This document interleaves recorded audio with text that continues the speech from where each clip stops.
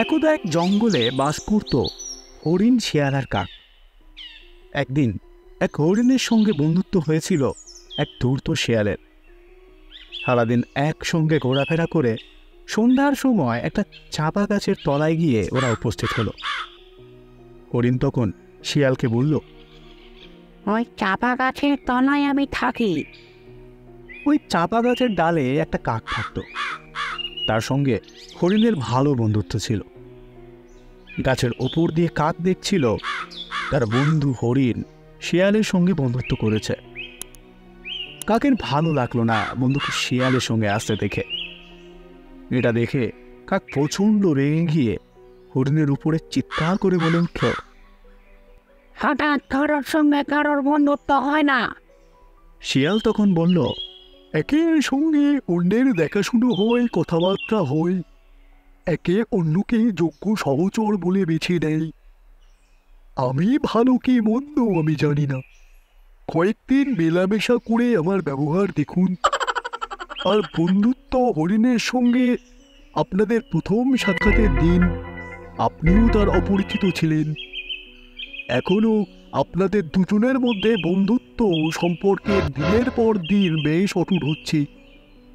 এই হরিণ আমার বন্ধু, আপনারও বন্ধু। আজ থেকে আপনিও আমার বন্ধু। আসুন আমরা তিন বন্ধুতে মিলেমিশে সুখে থাকি। কাক মুখ গোমরা করে থাকলো। এরপর বেশ কয়েকদিন কেটে গেল। শিয়াল হরিণকে সঙ্গে নিয়ে ঘুরে। কাক কোনোদিনও সঙ্গে যায়, কোনোদিনও যায় না। তবে তার মনে দুশ্চিন্তা রয়েই গেল। একদিন শিয়াল হরিণকে গোপনে ডেকে বলল, বন্ধু, এ বনের এক প্রান্তে একটি ফসলের ক্ষেত আছে। আমি তোমাকে সেটা দেখিয়ে দেব।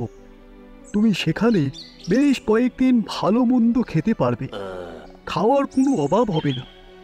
শিয়াল হরিণকে ক্ষেতটা দেখিয়ে দিলে হরিণ রোজ সেখানে যায় আর পেট ভরে খেয়ে আসে। কয়েকদিনই হরিণের চেহারা একেবারে পাল্টে গেল। শিয়াল দেখে আর ভাবে, কবে এই হরিণের মাংস খেয়ে যে তৃপ্তি পাবো। এদিকে ক্ষেতের মালিকের নজর পড়ল, কে যেন তার ক্ষেতের ফসল খেয়ে যাচ্ছে। একদিন সেই চুপি চুপি ক্ষেতের মধ্যে হাত পেতে রাখলো ক্ষেতের মালিক। হরিণ মনের আনন্দে খেতে এসে সেই ফাঁদে ধরা পড়ল। যতই সে পা ধরে ততই ফাঁদটা শক্ত হয়ে পায়ে আটকে যায়। সে ভাবতে লাগলো, বন্ধু শেয়াল ছাড়া আর কেই বা তাকে এই শক্ত ফাঁদ কেটে বাঁচাতে পারবে না। শেয়াল আশেপাশেই ঘুরঘুর করছিল।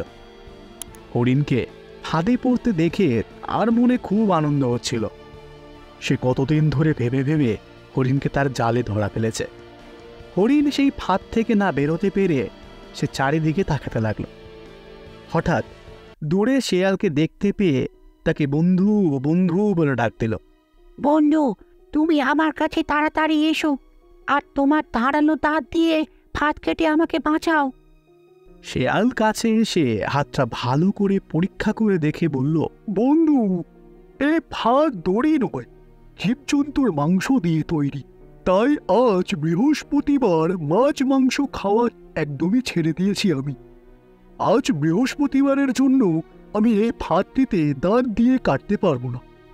বন্ধু, তুমি কিছু মনে করো না, ভালোই ভালোই রাতটা কাটো। কাল সকালে আমি তোমাকে নিশ্চয়ই হাত থেকে উদ্ধার করব। এদিকে কাক সন্ধ্যার সময় বাসায় ফিরে দেখে হরিণ সেখানে নেই। তার মনটা খুব চঞ্চল হয়ে উঠল। সকাল থেকেই তার মনটা আজ খুব খারাপ। বন্ধু হরিণের কোনো বিপদ ঘটল না তো? কাক আকাশে উড়ে বনের চারিদিকে তন্ন তন্ন করে খুব দেখতে লাগলো।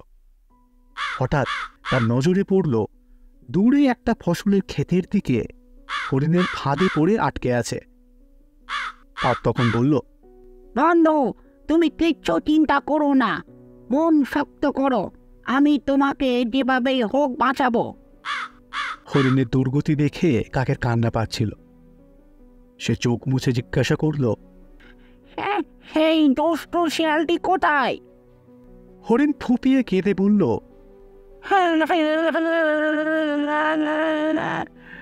আমার মাংস খাওয়ার লোভে আশেপাশেই হয়তো ঘুরে বেড়াচ্ছে। কাক সেই সময় চারিদিকে তাকিয়ে দেখল শিয়াল কোথাও নেই। হরিণের এই অবস্থা দেখে কাক খুব দুশ্চিন্তায় পড়ে গেল। হরিণ আর কাক সারা রাত দুশ্চিন্তায় কাটালো। কেউ আতঙ্কে চোখের পাতা এক করতে পারল না। দূর থেকে ধূর্ত শেয়াল কাককে দেখে রাগে গড়গড় করতে লাগলো। তার হাতের মুঠোর মধ্যে পেয়েও সে হরিণের মাংস খেতে পারল না। এদিকে ভোর হয়ে এলো। কাক অভ্যাস মতন দু একবার কা কা করে চুপ করে গেল। হঠাৎ সে দেখল দূরের ক্ষেতের মধ্যে মালিক মোটা লাঠি নিয়ে ক্ষেতের দিকে আসছে।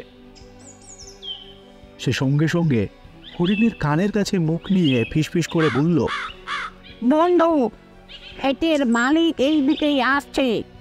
তুমি পেটটা যতখানি সম্ভব ফুলিয়ে তোলো, পাগুলো একেবারে লম্বা করে রাখো।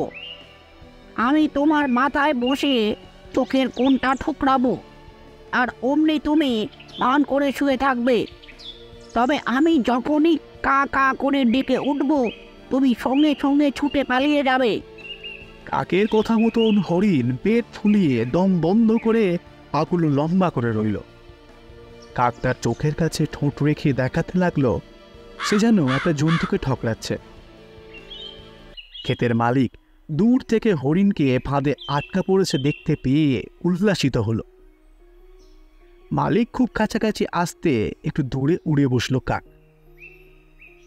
ক্ষেতে মালিক লাঠি উঠিয়ে হরিণকে এক ঘা বসাবে ভেবেছিল, কিন্তু মালিক কাছে এসে দেখলে হরিণের পেটটা ফুলে আছে, পাগুলো সব লম্বা হয়ে আছে, চোখ দুটো কেমন যেন হয়ে আছে। দেখে সে আপন মনে বলল, আপত্রা নিজেই মরে গেছে, পাপের শাস্তি পেয়েছে। এভাবে ফসল নষ্ট করলে সে তো পেট ফুলে মরবে। এই ভেবে মালিক হরিণের পায়ের পাত দুটো কেটে ফেলল। দূর থেকে কাক তা লক্ষ্য করছিল। সে সময় সুযোগ বুঝেই কা কা করে ডেকে উঠল। অমনি হরিণ এক লাফিয়ে উঠে দৌড় দিল। সেই সময় ক্ষেতের মালিক বলে উঠল, আরে আরে আরে, হরিণটা তো মহা শয়তান। পেটটা ওর ফসলকে ফোলেনি, ওটা কুবুদ্ধিতে ফুলিয়ে রেখেছিল। বলতে বলতেই ক্ষেতের মালিক হরিণের দিকে লক্ষ্য করে তার হাতের মোটা লাঠিটা হরিণের দিকে ছুড়ল।